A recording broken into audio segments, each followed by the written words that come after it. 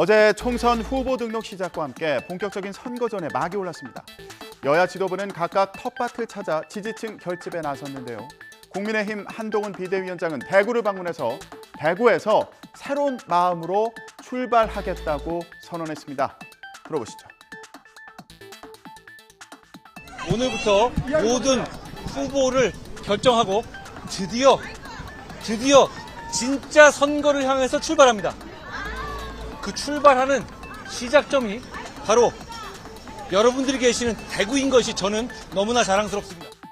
과거부터 대한민국이 진짜 어려움에 빠졌을 때 대구가 대한민국을 구했습니다. 여러분, 그래서 저희는 오늘 대구에서 출발합니다. 최근 이종섭 주 호주 대사 출국과 황상무 대통령실 수석비서관의 발언 논란을 딛고 새로 시작하겠다는 각오를 나타낸 것으로 보이는데요. 한 위원장은 이종섭 대사가 어제 귀국한 만큼 공수처와 민주당에 대한 반격에도 나섰습니다. 들어보시죠. 지금 최근에 얘기되고 있던 이종섭 대사가 귀국했습니다.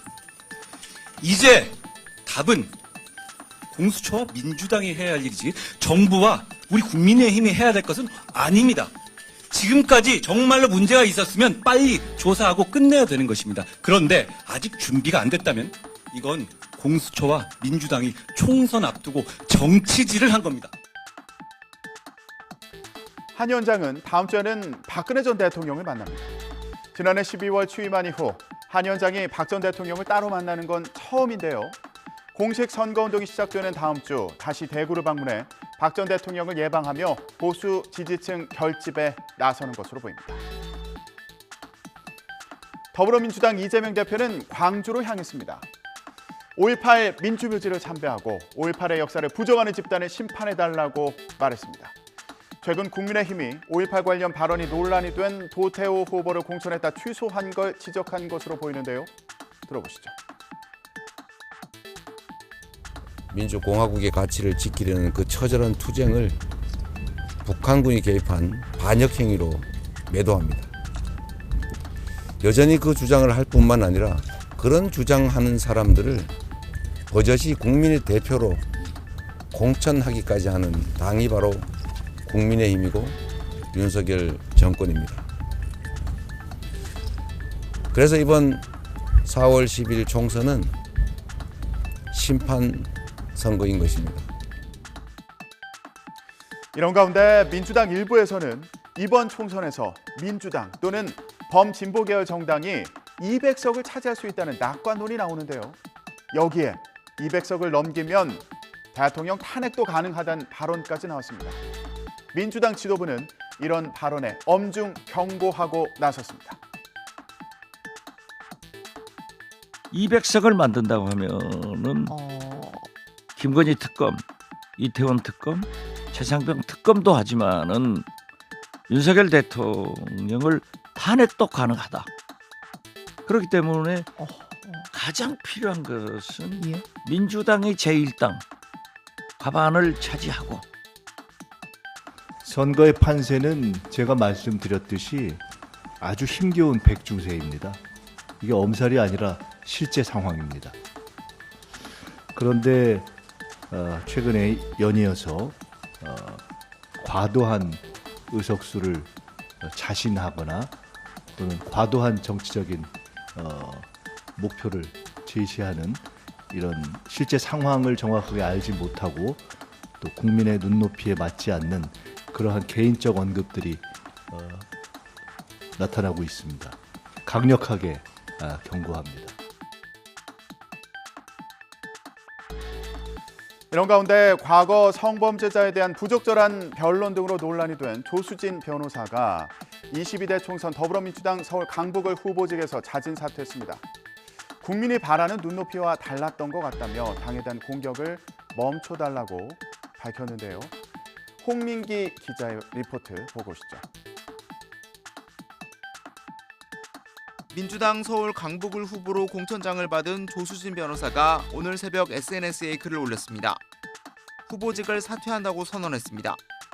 변호사로서 언제나 의뢰인을 위해 최선을 다했고 국회의원이 되면 똑같은 자세로 강북구 주민과 국민을 위해 일하려 했다며 그러나 국민께서 바라는 눈높이와는 달랐던 것 같다고 밝혔습니다. 자신이 완주하면 선거 기간 논란은 계속될 거라며 당에 대한 공격을 멈춰달라고 덧붙였습니다. 조 변호사는 지난 19일 정봉주 전 의원 공천 취소로 진행된 강북을 전략 경선에서 이재명 개인 지역구 현역 박용진 의원을 누르고 공천받았습니다. 하지만 과거 성범죄 변호 이력으로 논란에 휩싸였습니다. 블로그에 아동 성착취물을 제작한 남성의 변호를 맡아 집행유예 판결을 끌어냈다는 글을 올렸고, 특히 초등학생 여아 성폭행범을 변호하면서 피해 아동 아버지가 가해자일 가능성을 언급한 것으로 알려지면서 논란이 커졌습니다. 조 변호사는 변호사로서 윤리규범을 준수했다면서도 국회의원 후보로서 심려를 끼쳤다며 사과했지만, 불법 촬영물 N번방 사건을 알린 박지원 전 비대위원장이 공천 취소를 주장한 것을 비롯해 당 안팎에서 비판이 쏟아졌습니다. 이제 와서 악어의 눈물을 보인들 조 후보가 뿌린 폐윤종 망언은 거둬들일 수 없습니다. 일일이 연거하기도 힘든 2차 가해와 성범죄자 변호를 보면 가히 성범죄자 전문 변호인이라 부를 만합니다. 결국 자신을 둘러싼 논란이 선거 결과에 미칠 악영향 등을 고려해 스스로 사퇴를 결심한 것으로 보입니다. 총선 후보자 등록은 오늘 오후 6시까지로 민주당이 강북을에서 선거를 치르려면 그 이전에 새로운 후보를 찾아내 공천해야 합니다. YTN 홍익입니다.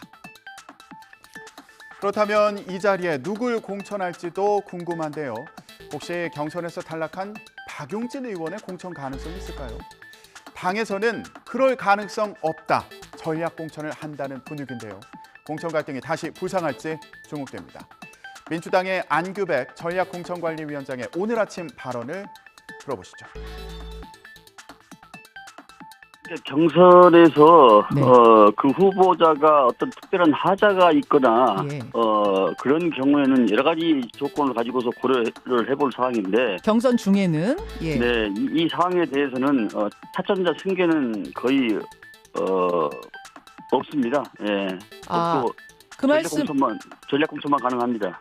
제가 판단되기에는 기존의 당무를 잘 알고 예. 그리고 이제 지금 선거가 본격 시작되기 때문에 현장에 바로 투입해도 조직을 장악하면서 당원과 유권자를 아우를 수 있는 그런 경험치에 있는 사람이 가장 유리하지 않을까 이렇게 생각합니다. 예.